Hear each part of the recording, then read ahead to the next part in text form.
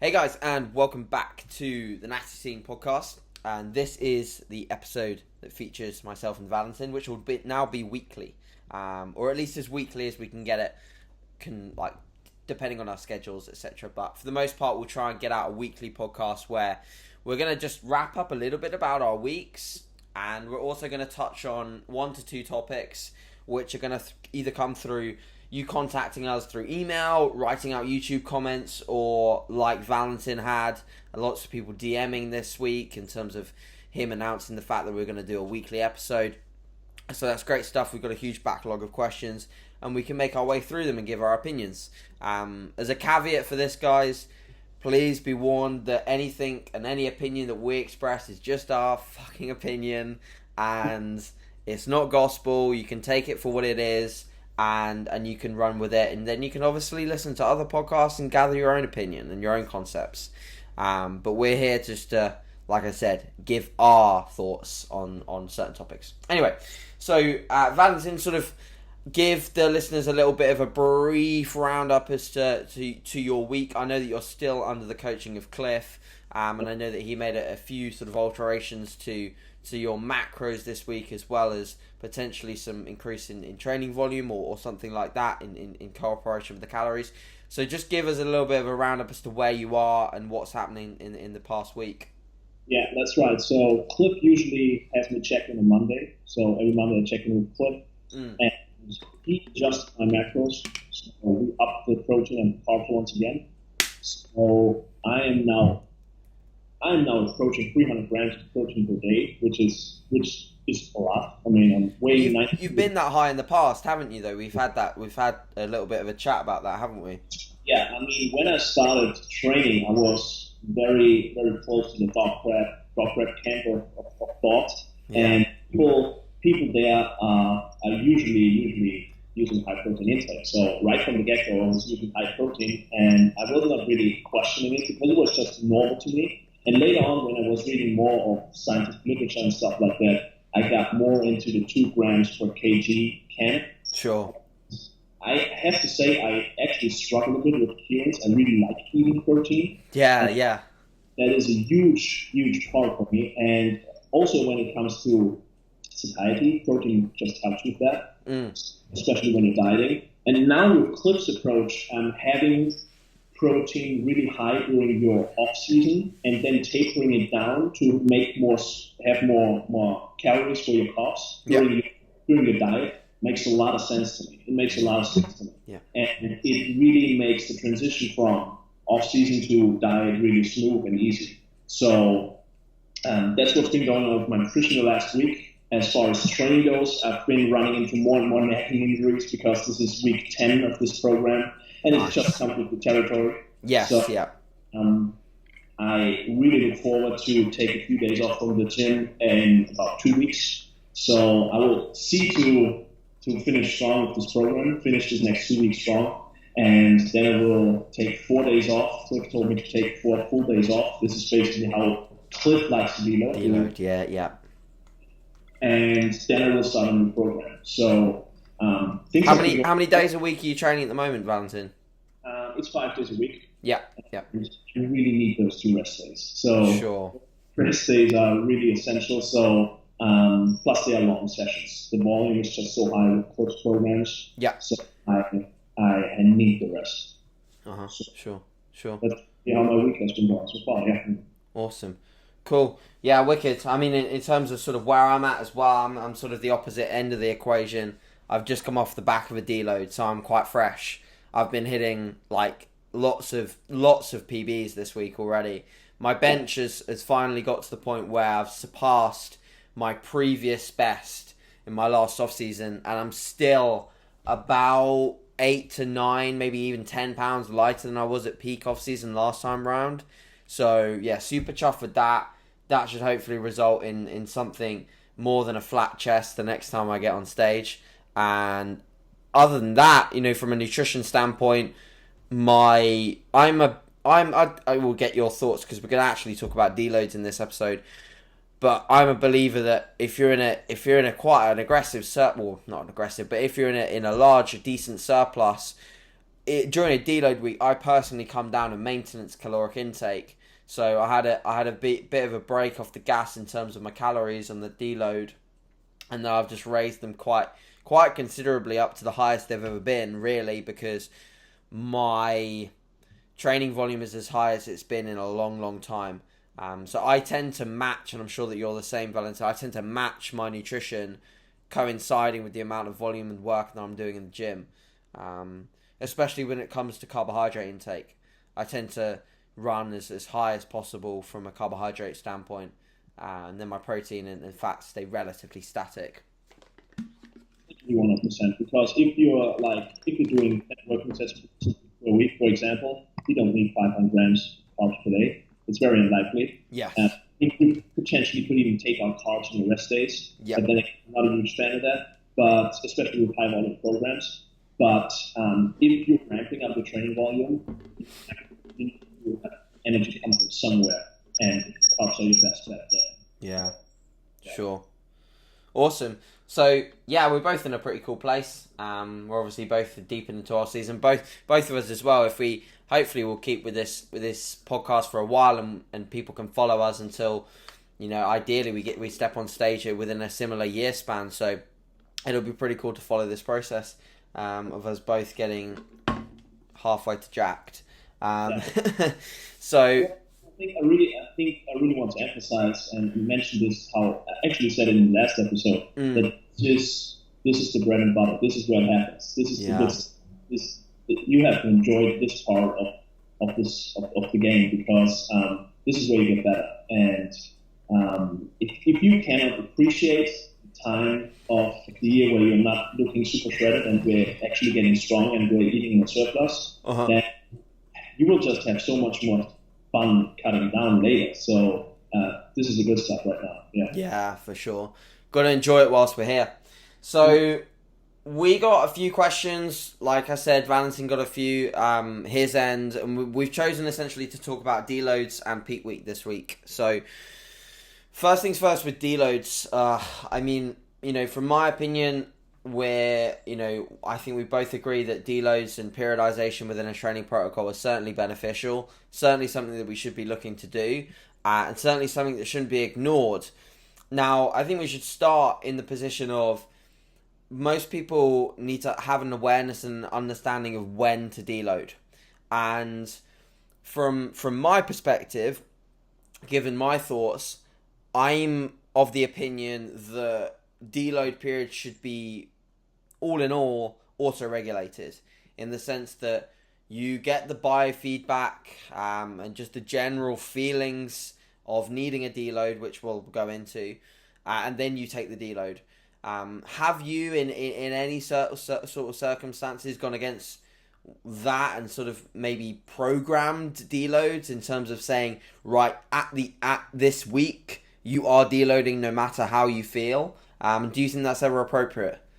No, I haven't. I'm in the same boat as you are with auto-regulated deloads. Sure. And I think you can actually, you have these two camps. You have the guys that usually do a deload every fourth week, like in periodized powerlifting programs, for example. And then there are guys that use like auto-regulated deloads for like the hypertrophy programs. And I think there are benefits to both. We just have to ask ourselves, what is the goal of the program? Of course. We also have to look at training level and several other things. But if you're really looking at biofeedback, and if you're looking at the appetite, if you're looking at the sleep quality and stuff like that, really favoring the auto-regulated approach. Because if it's week 4 of your program and you're feeling great and you're lifting big weights, you're progressing and everything, why would you stop doing that? So that's just a common sense question I always throw into the room when somebody is approaching me with a pre-programmed deload, right? Yeah, and I think what I ask myself sometimes and what I think about is like when I start to feel a little bit meh and I start to feel like I'm getting some symptoms of overreaching. My personal symptoms are usually it's within the gym for me. It's not so much outside of the gym. It's usually within, and I notice it in my warm-up sets, they feel heavier than usual. Just, they don't flow as well. And going into my work sets, the biggest noticeable factor for me is just a lack of concentric power. And also eccentric control. So for me, my concentric will move. So like a bench press will move, but I don't feel like I'm powering it. I feel like something else is taking over, and I don't feel like I'm consciously pressing the bar. You know when you like, I saw you flat dumbbell pressing the other day with like the 52s, and they were like, all of those reps looked fucking assertive and looked like you were in control of the dumbbell. As soon as I start losing control of a dumbbell or a barbell, and my stability is all off, that's me. That's me starting to overreach and feeling like I need a deload. I don't know whether you've had those symptoms too. I definitely had the same thing going on with warm-ups, and I think when I get closer to a time period where I think I might have to deload, I'll even take more videos of my training than I usually do. Yeah, sure. That's a good point. It's not on video, and if it feels differently than it looks, then I will keep going, because usually it just feels horrible and it just moves quite well in video. So I will keep going and just try to get through the session and just get sets. Uh-huh. But if you feel so detached from the movement and the movement pattern feels so off, you have to be really careful, because at a certain training level you're moving loads where you might get injured easily. Maybe it's just a warm-up set. I mean, there's tons of examples of guys getting injured during the warm-up set. So this is something where I would be really cautious. If you have that feeling during your session, during the warm-ups, and everything feels off, be very cautious and ask yourself, when was my last deload? So this could be a telltale sign. Yeah, sure. And so for me, like I was saying, I sometimes rationalize in my head. I'm like, what is the worst that could happen here in terms of pushing through another week? The reality is, you might actually get some efficient sessions, you might get some work done, but you've got to appreciate that the longer the bigger hole you dig, the bigger the hole you got to come out of. So the more time you've either got to spend backing off and deloading, or the greater degree of the week that you spend deloading, you'll still feel like shit. I think a lot of people don't appreciate the factor of they only appreciate like localized fatigue. They don't appreciate the systemic fatigue that we carry through our training sessions. So like, you do a heavy squat deadlift workout, whilst your erectors and your legs might be inflamed the next day, you're carrying a bunch of systemic fatigue across your entire body that's trying to recover those body parts. It's a highly demanding session. And therefore, some people will say, oh, but my chest and my shoulders were fine, they were fresh, but I had no power. I had, my neurological output was poor.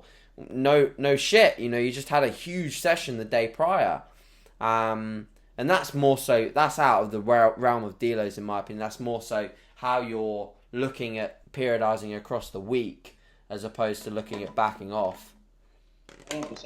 Another that comes to mind is, of course, there's the localized, the CNS fatigue. But what about ligaments and tendons? You don't really know what their status is, because they take a long time to heal. Yeah. So if something feels off, it might not be your CNS, it might not be your muscles, it just might be a ligament or tendon, and if that snaps, that's a huge problem, man, and you are out of the game for a long time. Yeah. So being careful is all good, and pushing an extra week won't be that huge of a problem if you do it once or twice, but I would be very careful going into the overreach state over and over and over again. Yeah. So, I mean, a lot of people will never reach the overreach state, right? But if you train hard, you will get there. And trust me, you will feel it, because being overreached is not fun.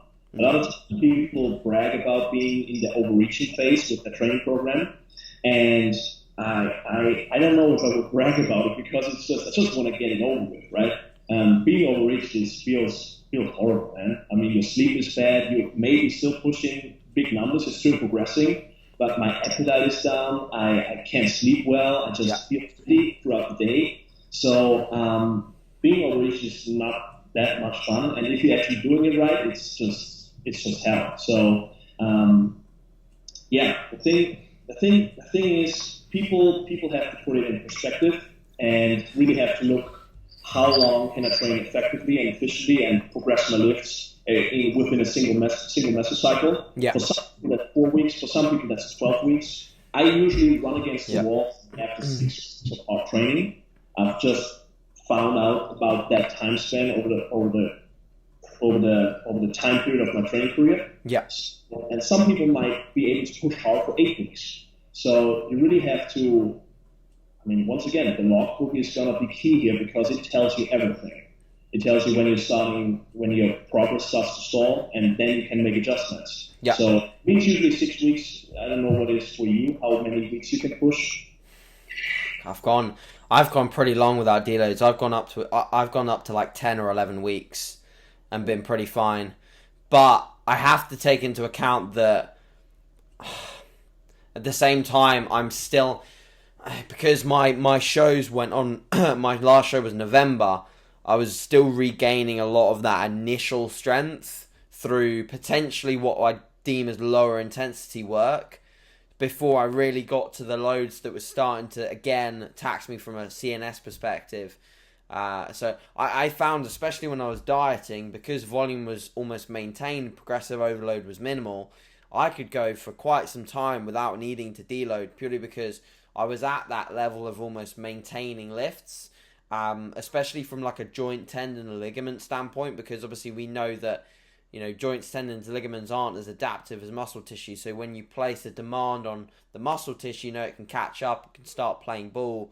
That's why we see people get, those minor injuries, or well, perhaps major injuries through the tendons, joints, and ligaments.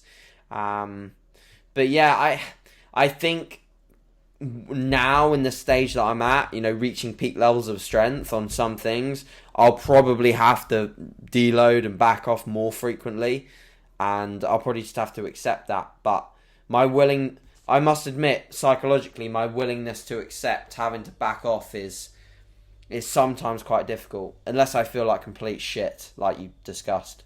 Yeah, and I hear you. I'm just the same. I'm just as stubborn, but I think that comes just with people that really want to try to maximize their potential. It's sure. Just territory. But now, probably going into a bit more what a deload should look like. Yeah. I think a deload by itself is a misnomer, because a lot of people should not deload. They should just devolumize. They should just cut volume. Yeah. And it really depends on your strength level and on your training level. But some people can actually move the same loads and just cut reps in half. For example, just cut down the volume by 50%. Sure. And volume will drop fatigue rapidly. So within a week, you should feel much better and much different. But for somebody that is more experienced, I would definitely also look at what loads you're moving and reduce that as well. I usually do it with clients in the territory of 15 to 25% of their usual loads, and also reduce volume by about 50%. It really depends on the program itself. Maybe there's an additional rest day in there. Maybe there's cardio in there just to get overall stress levels down. But I think the most important thing is that you get volume down and get rid of some of the volume. Yeah, I'd agree with that. I think with the loading aspect, it's important to tell clients, take the fucking load down, because they'll want to keep load on the bar. And in my experience, I've had clients that in previous times I would say hit this RPE or hit this RIR. They don't do that. I see their training logs, and I'm like, if that was that, then why was last week a 10, but you used the same load and only dropped one rep, and I told you to hit an RPE 7 kind of thing. You're like, oh, well, it felt good this week. It felt easy. No, that's probably not the case. You're just unwilling to drop load. So I think forcibly saying you have to drop load is an important thing.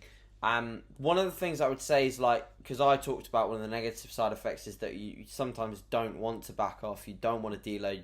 You don't want to sort of say that I'm going to spend a week essentially not moving forward, but you are kind of moving forwards by moving backwards. So that's one of the positives. But the other positive is I find that clients sometimes will be deloading with weights and repetitions that perhaps in a previous block 2 months, 3 months ago was close to their maximal work. And that's extremely rewarding to have something that was once 2, 3, 4 months ago maximal now be piss easy deload, you know, not in terms of volume but in terms of poundages and repetitions, in terms of like across like two sets rather than 3 kind of thing. You know, that's something quite rewarding that I find is beneficial for clients, not so much for myself. I think the more you advance, the less you're going to see that. But with newer clients, you can certainly see them deloading on previous numbers that were decent for them, you know? Yeah, absolutely. And I mean, I've tried to solve the problem of clients not adhering to the RP or reps in reserve prescription. Yeah. But it's really tough because you have to get very, very creative, and all of a sudden you're trying to do stuff that might not serve the deload to what it should. Like, I thought about giving people certain exercises just for the deload, like completely new exercises, which is I've thought about that as well. But we've got to argue. I think, you know, the argument there, and I did that with my last deload. I did some safety bar squats like I showed you. I think the argument there is like the novel stimulus may promote some novel soreness. You know what I mean? What do you think about that? Yeah, I think that's a problem. But then again, I thought about limiting it to isolation exercises and just give people a certain like rep scheme, like do a muscle round, for example, something like that, where they can actually have fun. It's something new.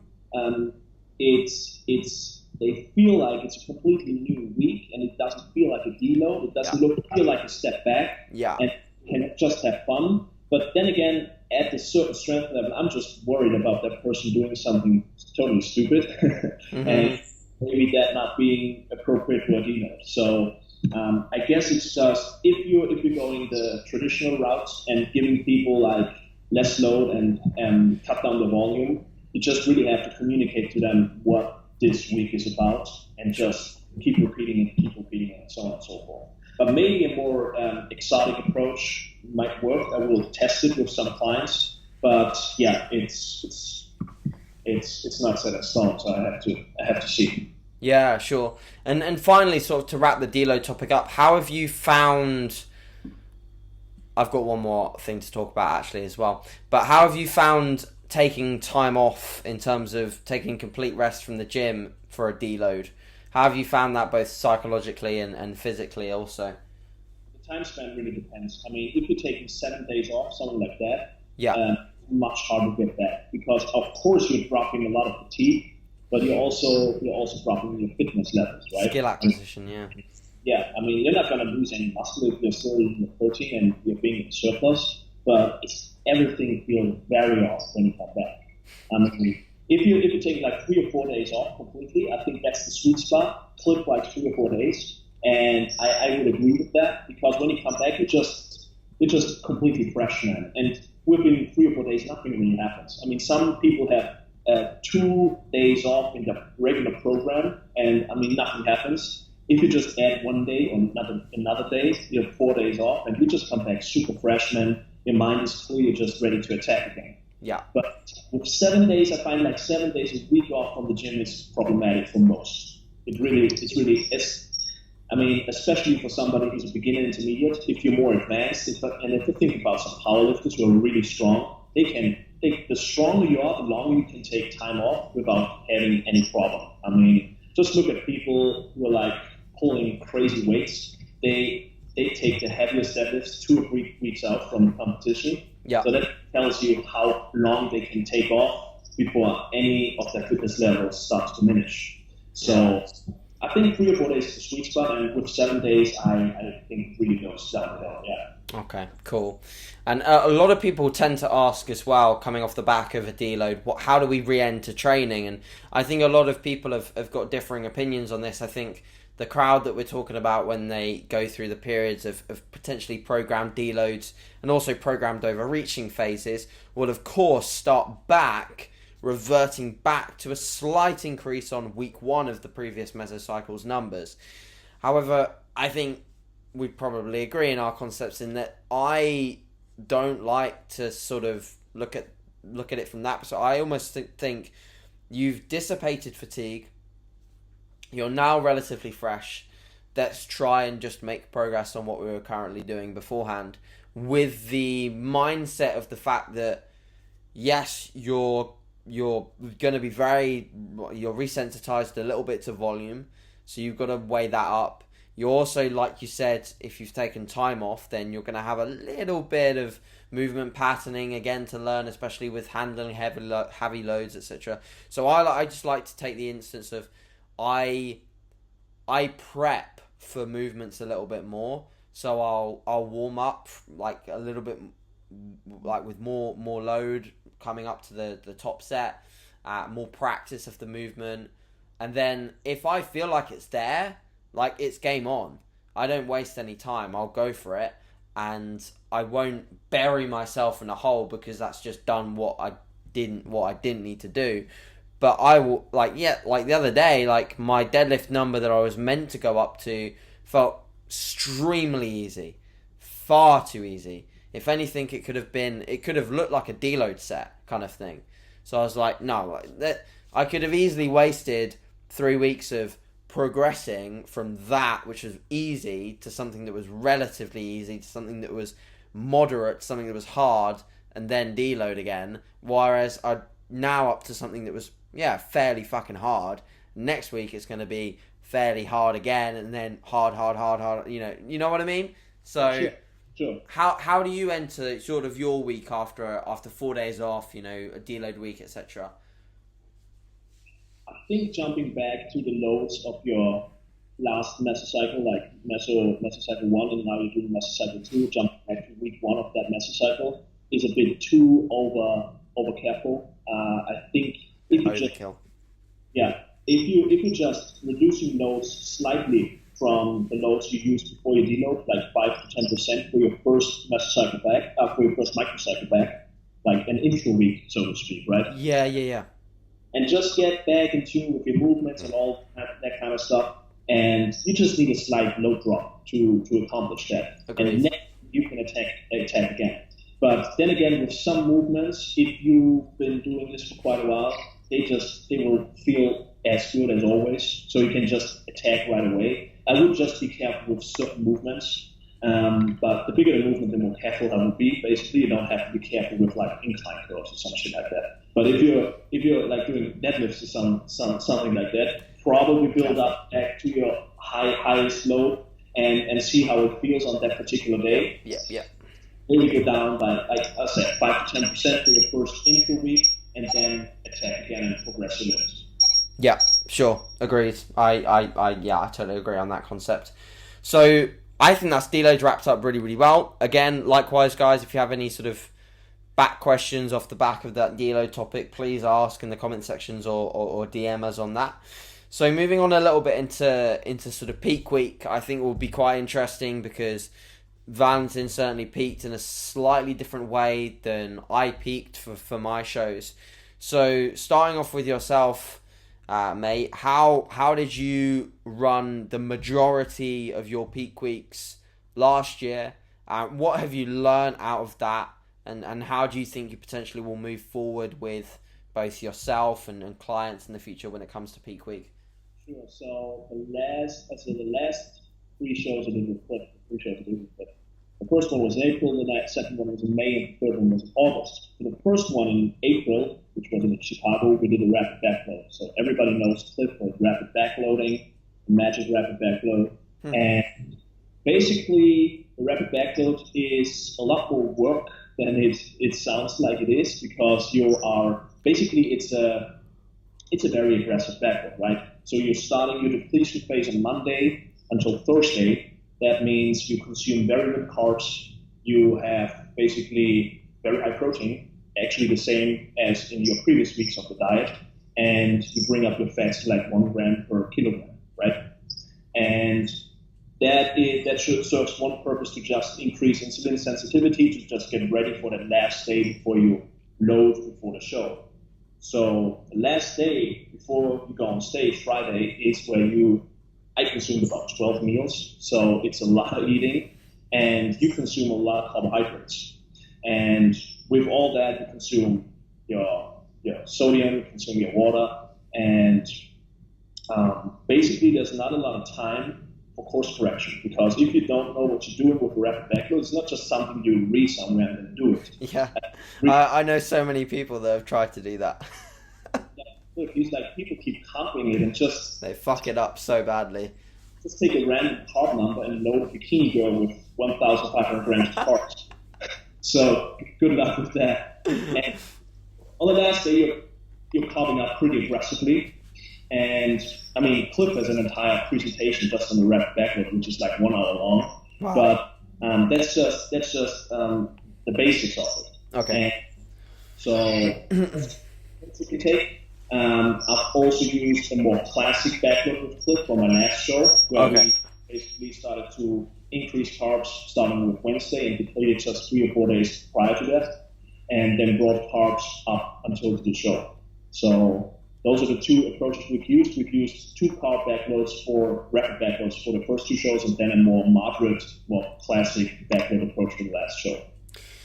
Do you think the gains that you make in the super compensation effect outweigh the pain of going through a very low carb final week and the issue of eating 12 meals in a day before the show? That is an excellent question, man, because the depletion phase was killing me. Yeah.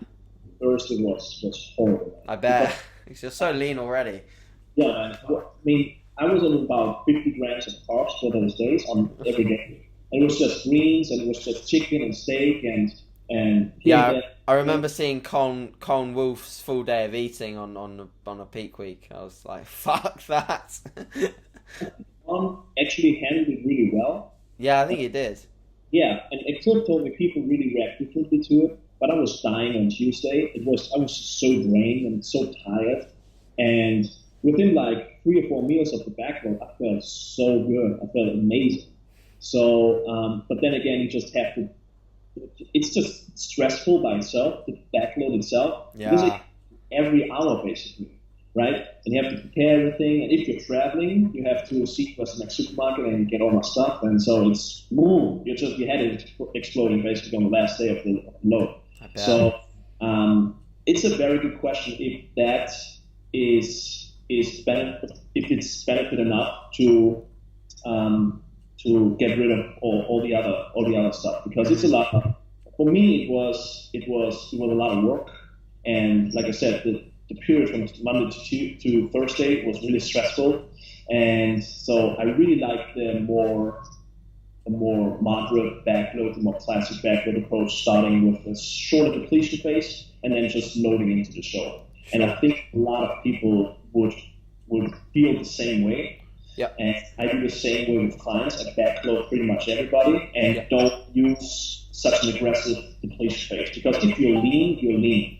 And it really doesn't need, the fact of super compensation is definitely there with what Cliff is doing, but with a regular backload, it's not, and it's not necessary. Yeah. So how do you go about it? I was lucky enough to be in several different situations throughout my prep. So I now know how I'd want to do it from a pure optimality standpoint. Whether or not I'll get there by my first show next time, I don't know. Whether that will even be optimal to get there by my first show, I don't know. But what I do know is that for my first show, I was pretty low throughout the week, but not any form of thought through depletion. So not a depletion that was on purpose kind of thing. It was just the fact that my food was low anyway, so I was fairly depleted. I didn't change fats or anything like that in the process, but my load day was of gathered data from refeed days, because I was doing single day refeeds throughout my entire prep at the start end of it. Towards the end I wasn't, which I'll explain in a bit, but I had data. I knew what would essentially fill me out. I knew what would not spill me over from a conditioning standpoint. I had a rough idea as to what number I could take in. So I think I took in what I sort of thought would be enough. I took in 700 grams of carbs on the low day for my first show. And I woke up after a whole week of running really, really low, doing lots of cardio to try and rush into this first show. So I was still a little bit off. And I knew one of the competitors as well. I knew he was peeled. So I was like, fuck, and it started to make me worry. And obviously coaching myself, I rushed a bit. And I look back in hindsight and say this is stupid, but it was what it was. And obviously I took in the 700 grams, woke up the next morning, and I weighed in like 1.5 pounds lighter than I had the whole week, because you get this. I was just, I don't know whether you were when you were loading on the rapid backload, but I was hot all day. I was moving about so much. I was burning through calories. I didn't even realize I was moving, but I was moving. I was fidgeting. I was like I said, I was hot. And the thermic effect of feeding obviously played its role, and the reduction in stress from the week of dieting, etc. So, woke up to a new low, and on that day itself, I was like a horrible mixture of not quite peeled enough and moderately flat. So I looked even less conditioned than I was, because I wasn't full, and I wasn't even in the condition that I should have been for that show. So therefore, I just didn't bring the good enough physique. So I still won, luckily, just about. But that was probably the closest show that I had, because I wasn't on the money. The stress of obviously that load day as well, which is why I asked you. The stress of that load day, and also in my head, not knowing 100% what I was going to wake up looking like, fucked with me.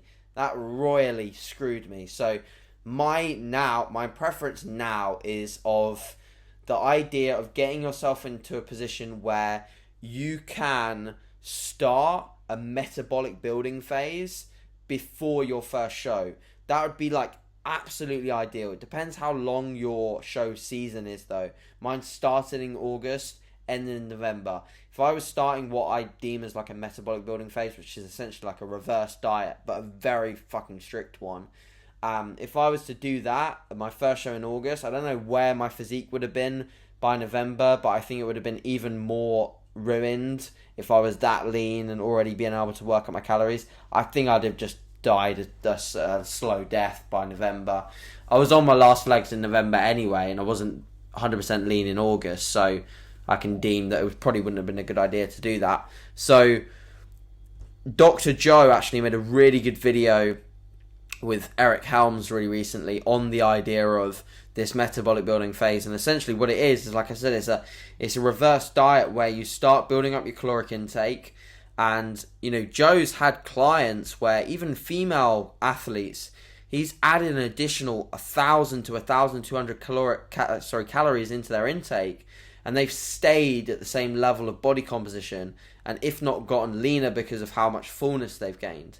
They gain obviously a large. Basically, the short and sweet of it is all you're doing is you're taking your calories from a deficit level, and you're slowly, gradually meeting maintenance. That's all you're fucking doing. It's not a secret. And people start looking at it like, that's like the way people looked at reverse dieting. People are like, you're staying so lean for so long. It's because you're just taking so much longer to get to maintenance and then past maintenance, whilst keeping cardio and expenditure in. And there's obviously some element of adaptations that take place with the metabolism, but it's nothing when you look at the grand scheme of things. So that's to me the way that I like to do it if I had the opportunity. So I'd slowly work up calories, ideally, within a 2-week period before the show. It would be a preference of carbohydrates, so fats would stay minimal, carbohydrates would be raised, protein would stay static. There is some argument to suggest that you could at this point, if the client was really suffering from a satiety perspective, you could raise protein. With the thermic effect of food and the partitioning effects of protein, you could argue that protein would be a nice macronutrient to raise, because especially if you're staying around maintenance calories and you raise protein, probably, F all is going to happen really.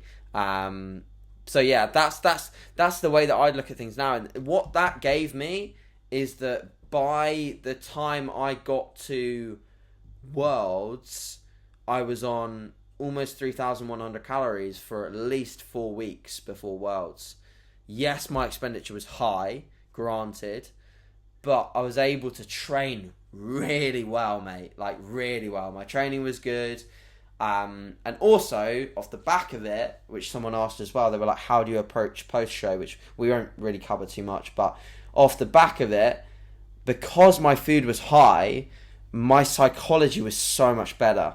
I didn't have any sort of idea in my head of binging or overeating massively. And if anything, I just wanted to continue this phase of raising my calories. I thought it was magical. It wasn't. But I thought, wow, what have I achieved here? And I'm like, AJ, you're still doing 25,000 steps a day, you fucking idiot. Like, you're still doing a lot of expenditure, mate. So, yeah, I'd get myself in a position where I could just slowly, incrementally put up carbohydrates, fill out, get to this point where you're holding condition.